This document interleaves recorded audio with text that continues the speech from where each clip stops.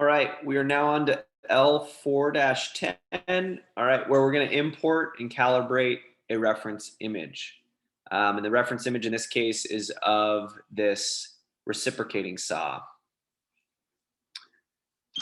So first we're going to create a new document, which is by default already up. And we're going to insert a canvas into the document, click Insert Canvas.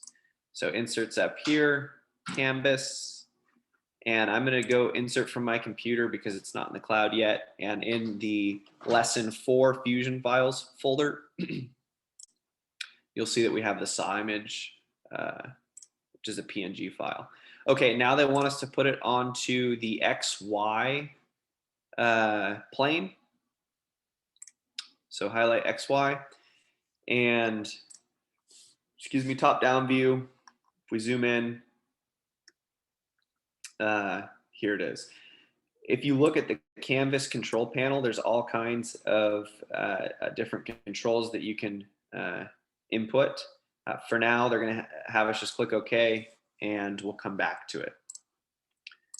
So that's steps 1, 2, 3. Is putting on the plane.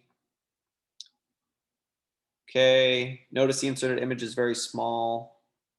However, a reference dimension is located in the bottom of the image. Okay. We've already kind of breezed over this. Look at all the different options on the canvas control panel, but don't do anything about it. Click OK. Okay. The new image is added into the browser's canvas folder. Right-click saw image and select calibrate from the pop-up menu. This will allow you to scale the image to the correct size. So right-click, excuse me, I went kind of quick there. On canvases, drop-down menu in the browser, navigate to saw image, right-click, and click calibrate. Okay, we're in calibration mode now. What they're going to have us do is zoom into the image and select the 2 endpoints of the 415 millimeter line in the image. So if we zoom all the way in, we're going to click 1. And I'm moving this right here real quick by clicking down the scroll button, the middle button on my mouse, and zoom in. The reason I'm zooming in is because I want this to be really accurate. If you click on it from out here, you can see at some point my cursor width, the crosshair width, is like equal to or even larger than the calibration line. And we want it to be small, quite a bit smaller. So see the crosshair is quite a bit smaller. It's going to be a lot more accurate if you're zoomed in. So there we have it. So at this point, it's going to allow us to dimension or calibrate this image. So in reality, this length is 415 millimeters, but in our part file right now, it's only showing up as 17 millimeters or just over it. So we can scale it up if we want to. Let's see what they want us to do. So they want us to put in 415. So the ratio between this canvas unit and the units in Fusion are going to be 1:1. It's going to be a 1:1 scale. So 415. All right, much larger. So this is actual size of this reciprocating saw here. If instead you wanted to do like a 2:1 scale, like scale it down within the Fusion environment, you could go back to calibrate. Click one point. I could have zoomed in even more there. That was kind of a poor location. Okay, we're at 415. If we wanted to make it a 2:1 scale, we do 415 divided by 2, which is 207.5.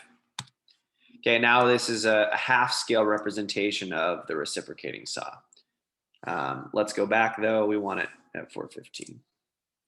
Real quick, that's kind of handy to know. If you want to go back and forth, say you made a mistake and you want to revert back one step, you can hit Control Z on a Windows. computer, or you can on a Mac hit Command Z, and that will take you back one step. So, I scaled it down, and I wanted to scale it back up to how it was. Control Z. The other thing you can do is come up here, and you can go back a step, or you can go forward a step. So we can go back to scaling it 2:1, or we can go from that. We can go backwards to scaling it 1:1. All right, use the navigation settings bar to fit the graphic to the screen. Okay, alternatively, press F6 using the keyboard shortcut.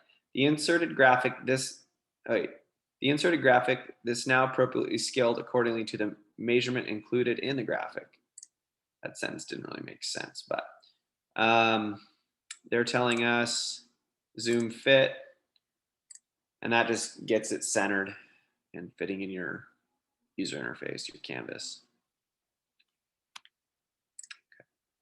Save the file and name it trigger, because the symmetry will be used to help draw the trigger component continued in the next module. So Control S, trigger, make sure it's in the right file location. I'm just going to put it into intro to 3D modeling. You can, whatever folder structure you have is fine. There we have it.